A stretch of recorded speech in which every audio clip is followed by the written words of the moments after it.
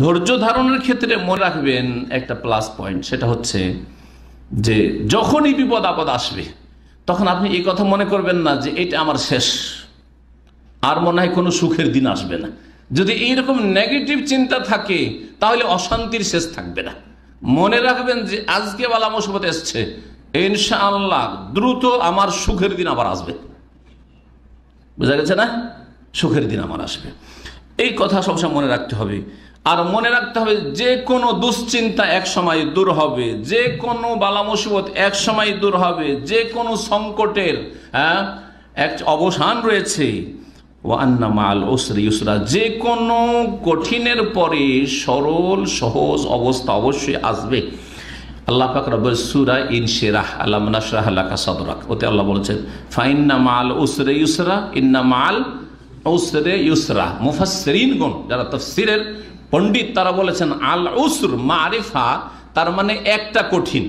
আল উসর মানে ওই আগের যেটা ফাইন্না মাল উসরে ইউসরা ইন্না মাল উসরে ইউসরা। আল উসরটা হচ্ছে এক, মারিফা মানে এক, একটা কঠিন। আর ইউসর মানে হচ্ছে সহজ সরল। হ্যাঁ, সহজটা নাকের আল্লাহ অনির্দিষ্ট আল্লাহ পাক বর্ণনা করেছেন, তার মানে দুই। দেখেন ফাইন্না মাল উসরে ইউসরান ইন্না মাল উসরে ইউসরান, দুবার করে আল্লাহ পাক কি বলছেন? ইউসরান বলছেন। দুইবার সহজ আর একবার হচ্ছে কঠিন। একটা জীবনে যদি সংকট আসে তো দুইটা বড় সুযোগ সুবিধা সুখের চান্স আসবে। আল্লাহ পাক বলছেন এই কথা, মনে রাখবেন এই কথা, ভালো করে এই বিষয়গুলি মনে রাখবেন। আর চিন্তা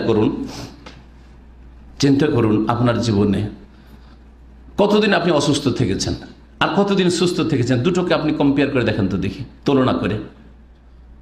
বুঝছেন না আমার কথা? উদাহরণস্বরূপ আমার কথা বলি। আলহামদুলিল্লাহ আজকে 53-54 বছর বয়স, 53-54 বছর বয়স। আমার ওপর এমন কোন ধরনের বিপদ আপদ এই 53-54 বছরে আসেইনি। বাল্য জীবন গেছে, কত কষ্টের সফর তখন ছিল আপনারা জানেন। বাপ মায়ের সাথে সফর করেছে বাল্য জীবনে, একটু হুঁশ হওয়ার পরে দেখি ওই সব সফর কত যে কষ্টদায়ক সফর ছিল। হ্যাঁ, তারপরে ছাত্র জীবনে সফর গেছে, একা একা মাদ্রাসায় পড়তে বাড়ি থেকে 12 বছর 13 বছরের ছেলে বিদেশে বাপ মা পাঠিয়ে দিয়েছে, লেখাপড়া করেছি।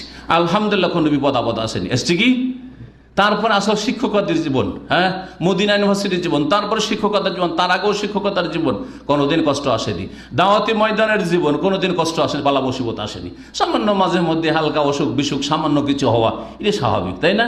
তো আল্লাহ পাক রব্বুল আলামিন ধরেন একজন বান্দাকে 54 বছর এত সুখে রাখলেন, যদি 10 মিনিটের জন্য বা 1 সপ্তাহের জন্য যদি একটু বিপদ আপদ দেন, দুটোকে তুলনা করে দেখেন তো দেখি, তুলনা করে দেখেন আপনি।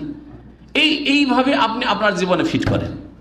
আল্লাহ পাকের শুকরিয়া আদায় করবেন না যে হে আল্লাহ তুমি আমাকে 50 বছর সুস্থ রেখেছো, আর তার মধ্যে 2-4-6 মাস মাঝে মধ্যে কখন হয়তো অসুস্থ থেকেছি, অথবা 2-1 বার এইরকম বিপদ আপদ এসেছে। হ্যাঁ, তাহলে চিন্তা করুন আল্লাহর কত শুকরিয়া আদায় করবেন। মানুষের জীবনে যেগুলি কষ্টের দিক আছে, একটা হচ্ছে বাপ মা ইন্তেকাল। আলহামদুলিল্লাহ বাপ মা এখনো বেঁচে আছেন, আল্লাহ যেন তাদের দীর্ঘায়ু করেন এবং যতদিন দুনিয়া রাখবেন ইমানের অবস্থায় সুস্থতার সাথে রাখেন। বাপ মা মরার যে কষ্ট আছে এখন পর্যন্ত পাইনি। ছেলে মেয়ে ইন্তেকালের একটা কষ্ট আছে, সেটাও আলহামদুলিল্লাহ এখন পর্যন্ত পাইনি। তো আলহামদুলিল্লাহ এদিক থেকেও সুখে আছি, তাই না? স্ত্রী ইন্তেকালের কষ্টও পাইনি, তো ওই দিক থেকেও সুখে আছি, ঠিক কিনা?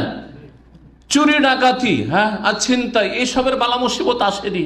হ্যাঁ, জানের হুমকি কোথাও মেরে দেওয়ার চেষ্টা করেছে এরকম এখন পর্যন্ত জানি না। কেউ যদি চোখের আড়ালে করে থাকে তো আলহামদুলিল্লাহ এখন আল্লাহ নিরাপদ রেখেছেন, তাই না? তো এতগুলি নিয়ামতের সামনে 10 মিনিটে একটা বিপদ আপদ অথবা কিছু সময়ের জন্য একটু অসুস্থতা, হ্যাঁ, এটা কত সামান্যতম বিপদ আপদ চিন্তা করুন তো দেখি। আপনি একজন মুসলিম হিসাবে জীবনের এই সুখের দিনগুলিকে দুঃখের দিনের সাথে মিলিয়ে দেখবেন, তাহলে আল্লাহর বেশি বেশি শুকরিয়া আদায় করতে পারবেন। এটা একটা দিক।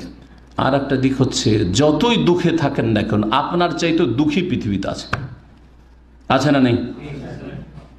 আমরা এই রোগী ভাইদেরকে হাসপাতালে দেখতে গিয়ে দেখলাম সুবহানাল্লাহ, এই ভাইদের অ্যাক্সিডেন্ট তো মাশাআল্লাহ 1 সপ্তাহের মধ্যে তারা মোটামুটি সুস্থ হয়ে বাড়ি চলে এসেছে, তাই না? 1 সপ্তাহ 10 দিনের মধ্যে। কিন্তু এমন রোগী দেখলাম কয়েক মাস ধরে, কেউ 2 মাস, কেউ 3 মাস, কেউ 6 মাস ধরে একবারে শেষ অবস্থায়, কথা বলতে পারছে না, নড়তে চড়তে পারছে না, নাক দিয়ে খাবার দেওয়া হচ্ছে। বরং একটা রোগী দেখলাম, অ্যাক্সিডেন্টের রোগী, দুর্ঘটনার রোগী, 2 বছর ধরে মেরুদণ্ডের হাড় হয়তো হয়ে গেছে, কথাও বলতে পারছে না বা চলতেও পারছে না, এইরকম অবস্থায় রয়েছে। কেউ কথা বলতে পারছে কিন্তু নড়তে পারছে না, নড়াচড়া করতে পারছে না। কেউ কথাও বলতে পারছে না, নড়াচড়াও করতে পারছে না, কিন্তু জানে বেঁচে আছে শুধুমাত্র। এদের জীবনগুলিকে, হাসপাতালে ঘরে এদের জীবনগুলিকে আপনার জীবনের সাথে যখন মেলাবেন, তখন আপনার মুখ দিয়ে যদি সত্যিকার আপনি মুসলিম হন, ঈমান যদি আপনার মধ্যে থাকে, কি বলবেন? আলহামদুলিল্লাহ। কি বলবেন? আলহামদুলিল্লাহ। এই জন্য প্রিয় নবী মুহাম্মদ রাসূলুল্লাহ সাল্লাল্লাহু আলাইহি ওয়াসাল্লাম, সহিহ মুসলিম হাদিস রয়েছে, তিরমিজিতে হাদিস রয়েছে, ইযা নাযারা আহাদুকুম ইলা মান ফাদ্দালা আলাইহি, যখন কোনো মানুষের নজর চলে যাবে ওপর দিকে, যে আমার চাইতে বেশি সুখী অনেকে আছে, রাজাধিরাজা আছে, তাদের যে হাইফাই জীবন, মন্ত্রী মিনিস্টার আছে, তাদের যে সুখ, আর বিদেশে সারা পৃথিবী যারা ঘুরছে, তাদের যে ভোগবিলাসের জীবন, সুখের জীবন, অথবা সুস্থ লোকেরা আছে, তাদের কত সুখের জীবন। আমি অসুস্থ, আমি পীড়িত, আমি বালা মুসিবতে, আমি বিপদ আপদে, আমার বাপ নেই তো আমার স্বামী নেই, আমি স্বামী হারা, কেউ বলছে আমি এতিম, আমি এই বিপদে আছি, সেই বিপদে আছি। ওপর দিকে যখন নজর চলে যাবে, প্রিয় নবী সাল্লাল্লাহু আলাইহি ওয়াসাল্লাম বলছেন, ফালিয়ানজুর ইলা মান হুয়া আসফালা মিনহু, চট করে তুমি তাকাবে তোমার নিচের দিকে, ও নিচে অনেকে আছে। তোমার নিচে অনেকে আছে না নেই? তোমার বয়স যখন 10 বছর তখন তুমি এতিম হয়েছ, তোমার বয়স যখন 5 বছর তখন তুমি এতিম হয়েছ। এমনও কেউ আছে দেশে জন্মের আগে এতিম হয়ে গেছে, না হয়নি? সবচেয়ে ভালো মানুষ, সবচেয়ে ভালো মানুষ কে? সুবহানাল্লাহ। একটু চিন্তা করেন, সবচেয়ে ভালো মানুষ নবী মুহাম্মদ রাসূলুল্লাহ সাল্লাল্লাহু আলাইহি সাল্লাম, তিনি এতিম না? এতিম নয়, এতিম। কখন এতিম হয়েছেন? কত বছর বয়স তখন এতিম হয়েছেন? চিন্তা করেন তো দেখি। দুনিয়াতে আসছেন, তার আগে বাপ ইন্তেকাল হয়ে গেছে। মা গর্ভধারণ করেছে, বাপ ইন্তেকাল হয়ে গেছে। মা গর্ভধারণ করেছে, বাপের ইন্তেকাল হয়েছে। দুনিয়ায় কি তার মনের আশা আকাঙ্ক্ষা ছিল না? মনের কি একটা বাসনা ছিল না যে আমার আব্বাটা দেখতে কেমন, একটু দেখতাম, সুবহানাল্লাহ, আমার আব্বার সাথে একটু কথা বলতাম, আমার আব্বার একটু আদর পেতাম, স্নেহ পেতাম, আমার আব্বা আমাকে খাওয়াইতো, মানুষ করতো, লালন পালন করতো, আদর যত্ন করতো। এগুলো কি আকাঙ্ক্ষা নবী মুহাম্মদ রাসূলুল্লাহ জীবনে হয়নি? আপনি নবী মুহাম্মদ রাসূলুল্লাহ সাল্লাল্লাহু আলাইহি সাল্লামের কোন সাহাবীর পায়ের কাছে পৌঁছিতে পারবেন? নবী মুহাম্মদ রাসূলুল্লাহ সাল্লাল্লাহু আলাইহি সাল্লামকে এইভাবে আল্লাহ পৃথিবীতে পাঠিয়েছেন, যাতে সারা পৃথিবীর যে কোনো দুঃখীর জন্য তার এই সিরাতে, তার এই জীবনী চর্চাতে তার রুহের আহার থাকে এবং তার মনের প্রশান্তি তাতে হয়। আল্লাহ পাক যেন আমাদের সকলকে ধৈর্য ধারণে তৌফিক দান করেন।